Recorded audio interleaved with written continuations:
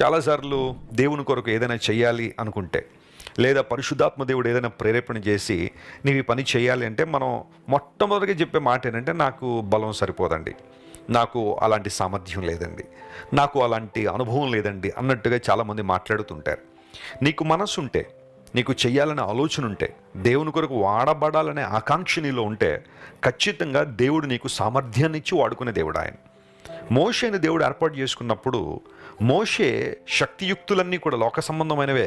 కానీ దేవుడు మోషేను ఆత్మ సంబంధంగా ట్రైన్ చేసి సిద్ధపరిచి తన ప్రజలను నడిపించడానికి కావలసిన తర్ఫీదును దేవుడిచ్చి మోషేను నిలబెట్టి భూప్రపంచంలో చరిత్రలో ఎవరూ మర్చిపోలేనంత గొప్ప నాయకుడిగా దేవుడు తీర్చిదిద్దాడు. వాస్తవానికి మనలో ఏ ఒక్కరికి సామర్థ్యం లేదనే మాట వాస్తవమే, కానీ దేవుడు మనకు సామర్థ్యాన్ని కలుగు చేస్తారట. ఆయన మనకు బలాన్ని ఇస్తాడు. ఎవరైతే దేవుని మాటకు లోబడుతున్నారో, ఆయన చిత్తానికి తమ జీవితాలు సమర్పించుకున్నారో వారికి భాగ్యాన్ని అనుగ్రహించే దేవుడని అక్కడ మనం చూస్తున్నాం. నీవు భాగ్యవంతుడు అనే విషయం నీకు తెలుసా? అదేంటంటే వెసిలి గారు అలా అంటారు, భాగ్యవంతుల జాబితా లోక సంబంధంగా వేరుగా ఉంది కదండి అంటే, భాగ్యవంతుల జాబితాలు ప్రతి సంవత్సరం రిలీజ్ చేస్తూ ఉంటారు.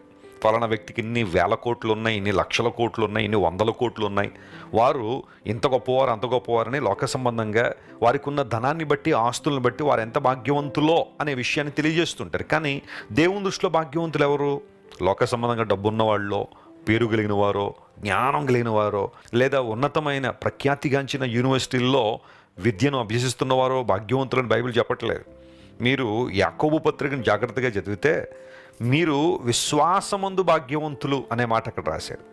దేవుడు ఎంత గొప్పవాడంటే, దేవుని ఏర్పాటు ఎంత గొప్పదంటే, ఈ లోకంలో దరిద్రులైన వారు విశ్వాస విషయంలో భాగ్యవంతులు. అంతమాత్రం కాకుండా తన్ను ప్రేమించు వారికి తాను వాగ్దానం చేసిన దేవుని రాజ్యాన్ని దేవుడు ఇవ్వడానికి దేవుడిని ఏర్పాటు చేసుకోలేదా అనే ఒక అద్భుతమైన ప్రశ్న యాకోబు అనే దైవజనుడు తన పత్రికలో 2వ అధ్యాయంలో తెలియజేస్తాడు.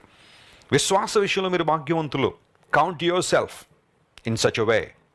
ఆ విధానంలో నువ్వు దేవునిలో పురికొల్పుకోవాలి. విశ్వాసంలో భాగ్యవంతులుగా మనం ఉండాలని దేవుడు ఆశిస్తున్నాడు.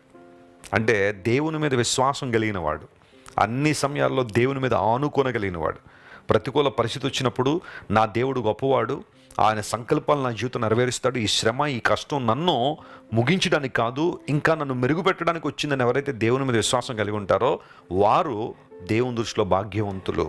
బైబిల్ గ్రంథంలో అలాంటి భాగ్యవంతులు చాలామంది మనకు కనబడతారు. మీ జీవితంలో కూడా అలాంటి ఉన్నతమైన స్థానానికి రావాలనే దేవుని సేవకులుగా మేము ఆశిస్తున్నాం.